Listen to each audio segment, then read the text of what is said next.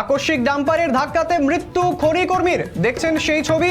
শুক্রবার জানা গেছে, শুক্রবার দুপুর 3:30 নাগাদ নবগ্রাম ফুটবল মাঠ সংলগ্ন রাস্তাতে ডাম্পারের ধাক্কায় মৃত্যু হলো ধরণী বাউরি নামে এক খনি কর্মীর।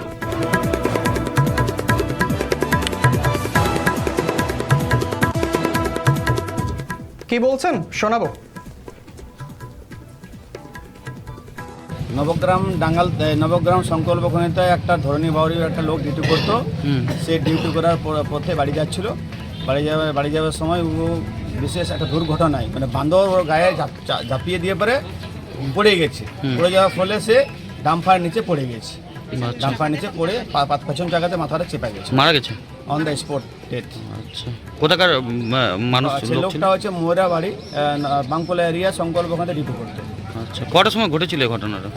3:30 নাগাদ। আমরা যখন আসি তখন দেখলাম যে পড়ে আছে, ঠিক আছে, তো মাথাটা পুরো ক্র্যাক হয়ে গেছে। যে একটা বান্দর আসছিল, তোর পিঠে ঝাঁপিয়েছে, ও সাইকেল নিয়ে যাচ্ছিল, তো ও পেছন জায়গায় পড়ে যায়, গাড়িটা পেরিয়ে গেল, মাথাটা পুরো ফেটে গেছে। যে মারা গেছে সে সাইকেল নিয়ে যাচ্ছিল? হ্যাঁ, ও সাইকেল নিয়ে যাচ্ছে। কোথাকার লোক ছিল? উনি যে ময়রা মারা গেছে সঙ্গে সঙ্গে? হ্যাঁ।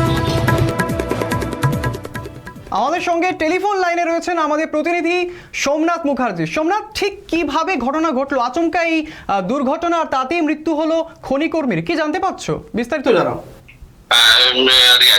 শুক্রবার দুপুর 3:30 নাগাদ দুঃখজনক এই ঘটনাটি ঘটে পাণ্ডবেশ্বর থানার অন্তর্গত নবগ্রামের ফুটবল ময়দান সংলগ্ন রাস্তাতে।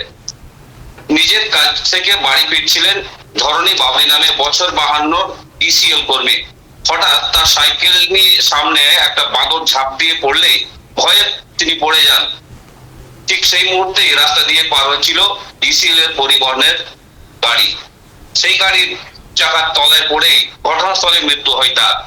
পুলিশ তার মৃতদেহ উদ্ধার করে ময়না তদন্তের জন্য নিয়ে যায়। কার ভুলে এই দুর্ঘটনা? ডাম্পারের চালক নাকি আর কার ভুলটা অ্যাকচুয়ালি কার ছিল সেখানে? প্রত্যক্ষদর্শীরা যেটা জানাচ্ছেন, হঠাৎ বান্দর সামনে চলে আসায় তিনি ভয় পেয়ে ডাম্পারের ঠিক পিছনের জায়গায় পড়ে যান। আর পিছনের জায়গায় পড়ে যাওয়ায় ডাম্পারের ড্রাইভার বা চালক সেটা বুঝতে পারেনি। আর ঠিক সেই মুহূর্তে ঘটে এই দুর্ঘটনা। সেই চালককে কি আটক করেছে পুলিশ? কি জানতে পারছো? না, সেই ডাম্পারের চালক সেখান থেকে পালিয়েছিল। সেই সময় ডাম্পারের চালক পলাতক, ডাম্পারকে পাওয়া যায়নি। আচ্ছা, এই গোটা ঘটনায় পরিবারের সদস্যের সঙ্গে তুমি যোগাযোগ করতে পেরেছো? কি বলছেন তারা?